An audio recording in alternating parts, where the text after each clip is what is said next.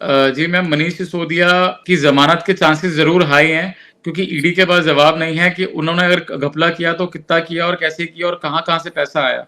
नमस्कार दोस्तों, देश में ईडी विपक्ष को डराने और पत्रकारों को धमकाने वाली एजेंसी बन गई है। सुप्रीम कोर्ट ने ईडी को फटकारते हुए पूछा है कि भैया ये बताओ, अगर मनीष सिसोदिया की कोई भूमिका ही नहीं है तो फिर उनको गिरफ्तार क्यों कर लिया है। ये पूछा है सुप्रीम कोर्ट ने कि अगर आप पूरे मामले में मनी खोज ही नहीं पाए हैं तो फिर मनी लॉन्ड्रिंग कैसी। तो इस पर बात करने के लिए हमारे साथ आज सुप्रीम कोर्ट के वकील करण जोत जी हैं। करण जोत जी, आपका बहुत बहुत स्वागत है। मनीष सिसोदिया का केस है या फिर ईडी मजाक कर रही है? अब तक कोई सबूत नहीं, खुद कह रहे हैं कि सिसोदिया की कोई भूमिका नहीं है, फिर भी एक आदमी को जेल में डाल रखा है। जी मैम, इसमें स्पष्टीकरण करना चाहूंगा कि ईडी एक एजेंसी है जिसका हमारे जो सरकार है अहम भूमिका रहती है, और ईडी के जरिए जितना ब्लैक मनी है, जितना भी भ्रष्टाचार है, वो कंट्रोल किया जाता है। ईडी का मतलब इन्फोर्समेंट डायरेक्टरेट है। जहां पर भी घपला होगा, जहां पर भी बेशुमार पैसा आएगा विदेशों से, तो ईडी का पकड़ना जिम्मेवारी है। लेकिन अब बड़े ताज्जुब की बात है कि ईडी के जरिए अगर आप अपना पर्सनल स्वार्थ निकालेंगे तो वो हमारे देश का कहीं ना कहीं अहित हो जाता है। एक ना पर्सनल एजेंडे के लिए ईडी को इस्तेमाल करना, मुझे नहीं लगता कहीं ना कहीं देश का विकास होगा, इससे बल्कि देश और बिछड़ जाएगा। अगर उन नेताओं के खिलाफ में कुछ मिलता ही नहीं है तो काहे की गिरफ्तारी और काहे का सब चीजें, जबकि ईडी के अंदर ये रूल है कि उनका जो एविडेंस है वो कोर्ट के आगे रखना चाहिए और उसके बाद ही फैसला करना चाहिए कि वो दोषी है कि नहीं दोषी है।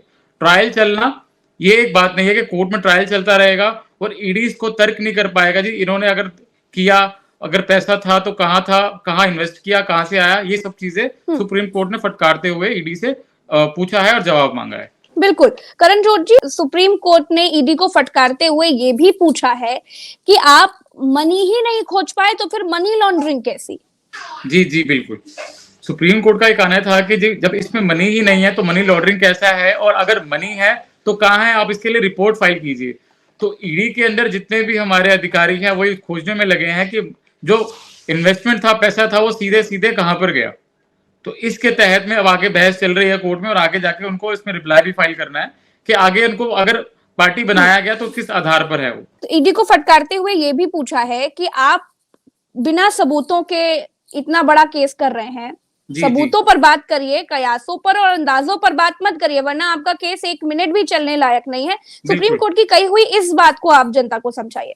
जी जी, देखिए, अब सुप्रीम कोर्ट में जैसे कि पूछा गया ईडी को कि अगर आप इसमें संतुष्ट हैं और आपने उनको गिरफ्तार किया है तो वो पैसा बताइए जो इसमें अहित हुआ है कहीं ना कहीं और इस्तेमाल हुआ है। लेकिन ईडी के पास कोई जवाब नहीं है इस चीज को देने के लिए, और ईडी, जबकि इनका टेन्यूर है हमारे ईडी के डायरेक्टर का, वो बढ़ाने के लिए तर्क देते हैं कोर्ट के अंदर कि उनका होना बहुत ही इंपॉर्टेंट है और आगे की चीजें भी चल रही हैं। लेकिन उनके अंदर इसकी तरफ से स्पष्टीकरण नहीं दिया जा रहा है कि उनका जो नाम था और ईडी में जो पैसा सामने आना चाहिए वो क्यों नहीं आया अभी तक। जी, आपको क्या लगता है, आप तो सुप्रीम कोर्ट के वकील हैं, तमाम केसेस देखते हैं, आप ईडी को लेकर आज आपके क्या विचार हैं? मतलब क्या ईडी वाकई अपने पावर्स का मिसयूज करती है, लोगों को फंसाने का काम करती है ईडी? क्या लगता है आपको? देखिए, मैं ये बताना चाहूंगा, बीइंग अ लॉयर, और जो बीइंग अ लॉयर लॉबी है वो कहीं ना कहीं समझती है कि ईडी के जरिए अब कहीं ना कहीं पर्सनल स्वार्थ भी निकाले जा रहे हैं। अगर ईडी के ऊपर जो वो उनके ऊपर की अथॉरिटी है वो उनको जैसा दे रही है तो ऑर्डर मानना पड़ता है, ये तो आप सब जानते हैं। तो इसलिए ईडी को एक निष्पक्ष जांच करनी चाहिए थी, क्योंकि ईडी के जरिए ही देश में होने वाले और ना होने वाले जितने भी कार्य है वो तय होते हैं। और अगर हम किसी की भी कंप्लेंट ईडी में करते हैं तो उसको बिल्कुल सतर्क तरीके से देखा जाना चाहिए। मगर आज का समय ये आ गया है कि ईडी के पास जवाब नहीं है कि हम अगर इसको जस्टिफाई करें उनकी गिरफ्तारी को तो कैसे करें। अच्छा, जस्टिस संजीव खन्ना ने ये पूछा है कि सरकारी गवाह पर भरोसा कैसे करें। आप बताइए कि सरकारी गवाह की गवाही की कितनी मान्यता होती है, क्योंकि सुप्रीम कोर्ट तो ये पूछ रही है कि ये बताइए कि क्या आपने मनीष सिसोदिया और सरकारी गवाह के बीच की चर्चा को सुना है, कहीं देखा है? बातों से केस नहीं चलता, तो कितनी मान्यता होती है सरकारी गवाह की गवाही की? जी, एविडेंस कोर्ट में मेन होता है, बिना एविडेंस के तो शायद केस चलता भी नहीं है, ये सब जानते हैं। तो सरकारी गवाह की गवाही और उस गवाही पे जो क्रॉस एग्जामिनेशन किया जाता है, सवाल जवाब पूछने का तर्क जो होता है, कोर्ट उसके आधार पर तय करता है। क्योंकि गवाही झूठी भी हो सकती है, सभी जानते हैं। जो हम नॉर्मली केस करते हैं तो किसी गवाह को सिखाकर पढ़ाकर भी गवाही दी जा सकती है, लेकिन कोर्ट को जब लगता है, कोर्ट संतुष्ट होता है उस गवाही से, जब कोर्ट को लगता है ये गवाह बिना किसी भय के निष्पक्ष गवाही दे रहा है, उसके बाद ही उसका तर्क विचार किया जा सकता है। जबकि इसमें थोड़ी आशंका है कि अगर सरकारी गवाह है तो उसकी गवाही किस आधार पर दी जा रही है और कैसे दी जा रही है और क्यों दी जा रही है, उसका एजेंडा क्या है। अच्छा, सुप्रीम कोर्ट ये बार बार बोल रही है कि आपने पार्टी को अभियुक्त क्यों नहीं बनाया है, सिसोदिया की तो कोई भूमिका ही नहीं है, तो पार्टी को अभियुक्त ना बनाने के पीछे क्या कारण हो सकता है ईडी का? जी, सुप्रीम कोर्ट से बोला गया कि पार्टी को भी अगर इसमें डायरेक्ट जो है बेनिफिट पार्टी को हुआ है, हाँ, तो बिल्कुल आप पार्टी इसको भी पार्टी बनाना चाहिए था। लेकिन अगर पार्टी को नहीं पार्टी बनाया गया है तो कहीं ना कहीं उनसे फंडिंग का जिक्र सब पार्टियों का खुलेगा जहां से फंडिंग उनकी होती है। तो ये एक महत्वपूर्ण सवाल था सुप्रीम कोर्ट का पूछने का। आपने पूछा कि पार्टी को क्यों नहीं है पार्टी बना रहे, क्योंकि जबकि डायरेक्ट फायदा तो पार्टी को हो रहा है, पार्टी उससे चंदा ले रही है, उससे इस्तेमाल कर रही है, तो इसलिए कहीं ना कहीं नहीं बनाया गया है। क्योंकि फिर सुप्रीम कोर्ट के अंदर जितना भी आने वाला चंदा है, जितनी भी आने वाली चीजें हैं, वो सबको ही मान्य होंगी और सबको दिखाना पड़ेगा, ऑडिट वगैरह, तो कैसे चलेगा, इस वजह से उनको पार्टी नहीं बनाया गया था।